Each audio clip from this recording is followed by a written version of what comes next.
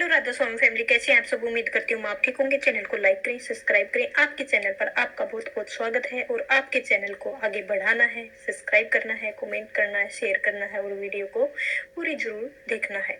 आपका दिल से शुक्रिया होगा राधा स्वामी जी। जी राधा स्वामी जी। हमने कभी सोचा है दुख और सुख क्यों होते हैं, क्या कारण है। जिधर भी हम जाएं कोई ना कोई रोता हुआ हंसता हुआ मिल ही जाता है। मुझे सुख मिला है तो कोई कहता है मुझे दुख मिला है। पर क्या सुख दुख बाहरी की दुनिया में है? अरे नहीं भाई, यह तो हम बस मन की जो मन में बैठा रखी है धारणाएं हैं। कभी वही चीज जो तुम्हें सुख देती थी वो दुख का कारण भी बन जाती है। इंसान जिसके बिना रह नहीं सकता वही तुम्हारे आंसू की वजह बन भी सकता है। एक मिनट के लिए आप जरूर सोचें, ऐसा क्यों होता है। दिल पर हाथ रखो और देखो। भाई जरा सोचो, अगर सुख दुख चीजों और लोगों में होती तो सबको बराबर महसूस होता, लेकिन ऐसा तो नहीं है। सच्चाई यह है कि दुख और सुख दोनों ही मन के खेल हैं। यह बाहर की दुनिया के अनुभव नहीं, भीतर के दृष्टिकोण की परछाई है। हम जिसको पकड़ना चाहते हैं वही हमें गुलाम बना लेता है। हम जिससे भागना चाहते हैं वही हमें कसकर पकड़ लेता है। तो संत जन कहते हैं कि बाहर दुख सुख ढूंढना छोड़ो और यह तो माया की छाया है। सच्चा सुख तो भीतर है, आत्मा की शांति में है, नाम के रस में है। जिस दिन इंसान यह समझ लेगा कि ना सुख असली है ना दुख असली है, बल्कि दोनों ही सपने जैसे लग रहे हैं, एक दिन उस भाई ने अपनी आत्मा से मुक्त हो जाना है। फिर कोई उसे पागल नहीं बना सकता है, ना सुख का वादा करके और ना ही दुख का वादा करके। यही बात लाइन गहराई देती है कि पागल नहीं बनूंगा। आज से जिधर सच्चा सुख है मैं वही जाऊंगा, क्योंकि स्वामी जी महाराज अपनी वाणी में पहले ही खोल खोल कर फरमा दिया है कि आप जी ने फरमाया है, तज्जो मन यह सुख दुख का धाम, लगो तुम चढ़कर अब सतनाम। आप हर बार फरमाते हैं कि दुनिया के दुखों सुखों की बनी हुई है। इस दुनिया में तो कभी ना कभी किसी को हमेशा के लिए सुखी है, न शांति प्राप्त हुई है, न हमेशा के लिए दुखी नजर आता है। आहिस्ता आहिस्ता सब दुखों में तब्दील होने लगता है। जिन चीजों में हम सुख ढूंढने की कोशिश करते हैं, अब देखो यहाँ पर फरमा रहे हैं, जिन चीजों में हम सुख ढूंढने की कोशिश करते हैं, ना तो वे सब चीजें आरजी है और ना ही आरजी उनका सुख आराम केवल आरजी हो सकता है। जिस चीज के आने में इतनी खुशी होती है उसके जाने में हमें उससे भी ज्यादा दुखी क्यों होती है। सोचा है आपने? यह तो प्रैक्टिकल सी बात है। आप देखें, लो बाल बच्चे आने में कितनी खुशी होती है, अगर वो गुजर जाएं तो कितना दुखी होते हैं। सोचा है आपने? शादी की कितनी खुशी खुशी से करते हैं, अगर बीवी पति को छोड़कर चला जाए तो वही घर दोजख यानी नरक बन जाता है। दौलत के आने में कितनी खुशी होती है, लेकिन जाती है तो मुकदमों में फंसे रहते हैं, बीमारियों में उलझे रहते हैं, चोर या डाकू उसे ले जाते हैं।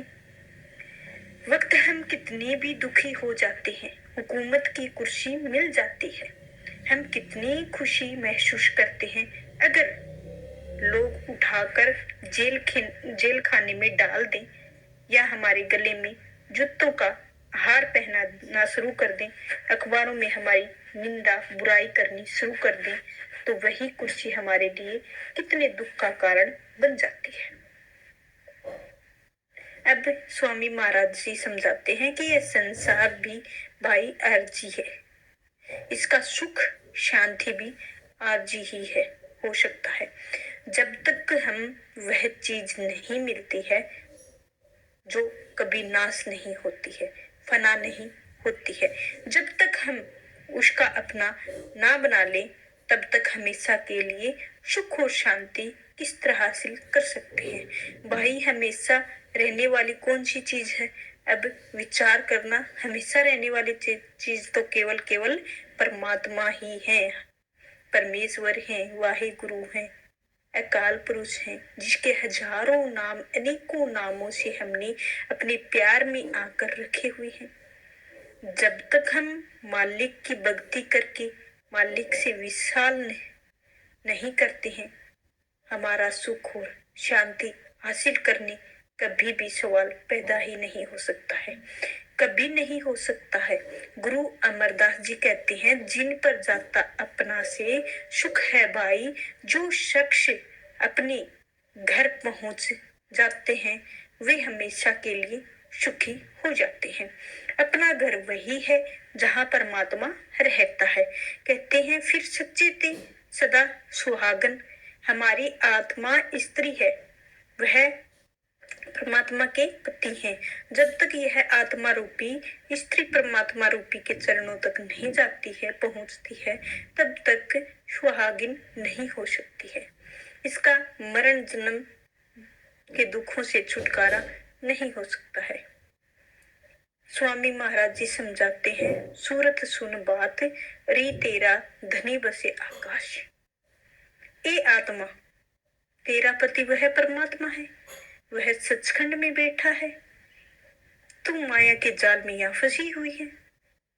जब तक तू अपने घर जाकर अपने पति से मिलाप नहीं करेगी, तो तू सुख किस तरह हासिल कर सकेगी, शांति किस तरह प्राप्त कर सकेगी।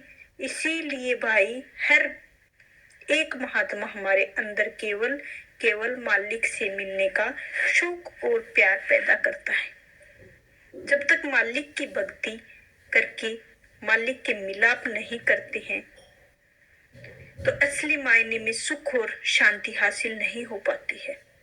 तो स्वामी महाराज जी फरमाते हैं, धाम अपने चलो भाई, पराए देश क्यों रहना, अपना करो जाई पराए, काम नहीं फंसना। अब खोलकर समझाते हैं, जब देश तुम्हारा नहीं है भाई, यह कौम तुम्हारी नहीं है, यह मजहब तुम्हारी नहीं है, तो हम परदेशियों की तरह इस दुनिया में आकर भटकते और तड़पते फिरते हैं।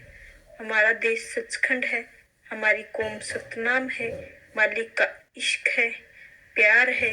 और आप देखें, अगर कोई छोटे से बच्चे को अगवा करके विलायत ले जाता है, तो वही उसकी परवरिश होती है, वही वह तालीम हासिल कर लेता है, शादी कर लेता है, वही उसके बाल बच्चे हो जाते हैं, वही कारोबार भी चलने लगता है, तो उनको ही माता पिता बहन भाई समझना शुरू कर देता है, उसी ही मालिक को अपने मुल्क समझकर बैठ जाता है।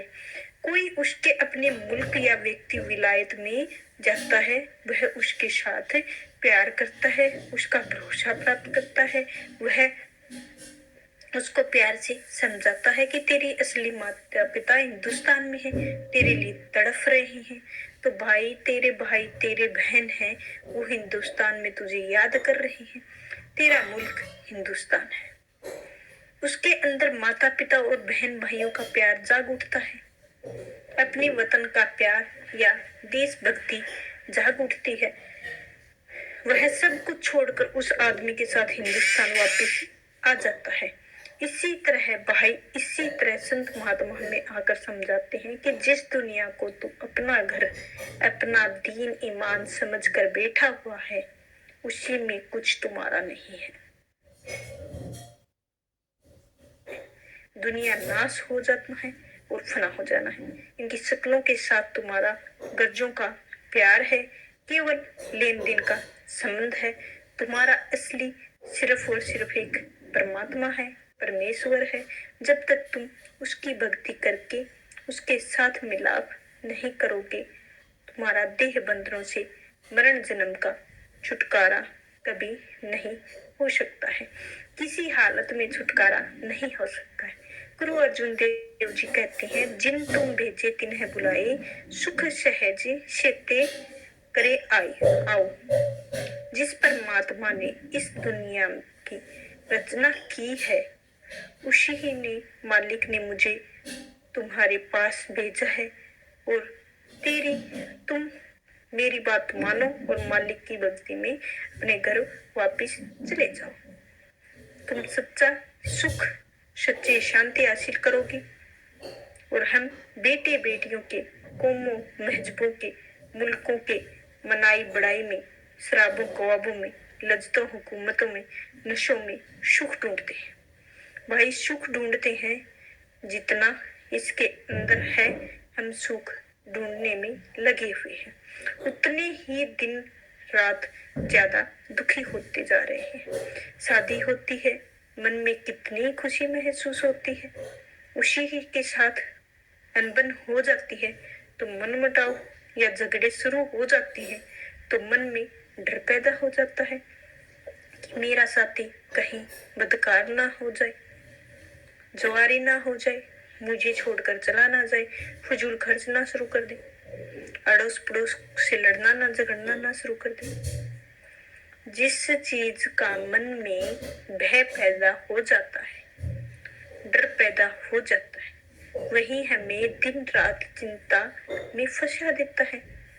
चिंता में बड़ी दुनिया और रोग नहीं सकता। उस भय के कारण हमारा घर दोजक बन जाता है, नरक बन जाता है। बाल बच्चे पैदा होते हैं, उनकी कितनी पार्टियां करते हैं, कितने दान पुण्य करते हैं, कितने यार दोस्तों को इकट्ठा करते हैं, लेकिन हर एक का तजुर्बा है, वे बच्चे बीमार हो जाते हैं, नालायक हो जाते हैं, चोर बन जाते हैं, डाकू बन जाते हैं, जुआरी हो जाते हैं, तो किसी का हादसा हो जाता है, तो किसी को मालिक वापिस बुला लेता है, तो वही औलाद हमारे लिए दुख का कारण भी बन जाती है। जिस औलाद ने हमें सुख ढूंढने की कोशिश कर रहे हैं, वो तो मालिक को वापिस बुला लिया है, अब उसे ही दुख मना रहे हैं। हम हुकूमत के नशे में सुख ढूंढने की कोशिश करते हैं।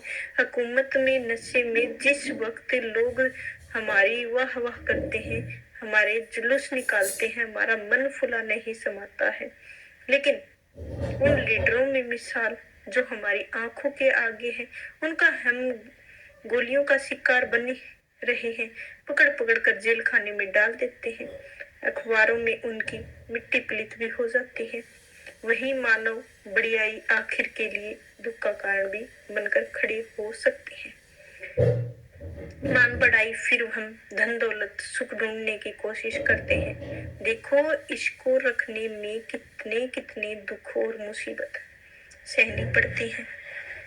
कभी सेल टैक्स का शोर मचा है, तो कहीं इनकम टैक्स के छापे पड़ रहे हैं, कभी यार दोस्त मुकर जाते हैं, कहीं शेयरों कीमतों में कम हो जाती है, कभी कंपनियां फेल हो जाती हैं, किसी के बैंक फेल हो जाते हैं, किसी की डिग्रियां वसूल ली जाती हैं, चोर डाकू।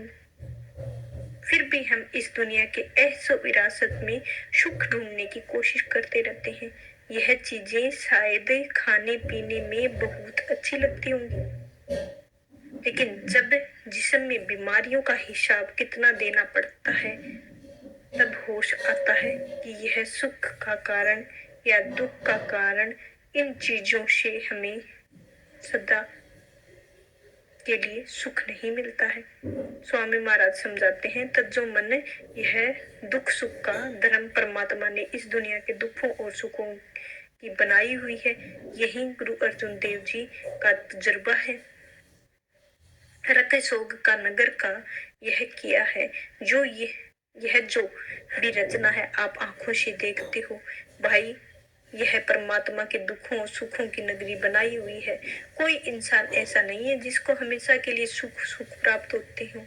कभी दुखों का सामना करना पड़ता है, तो कभी ऐसा इंसान मिलेगा जो हमेशा दुख ही दुख भोगता है, कभी उसको सुख की सांस ही नहीं आती है।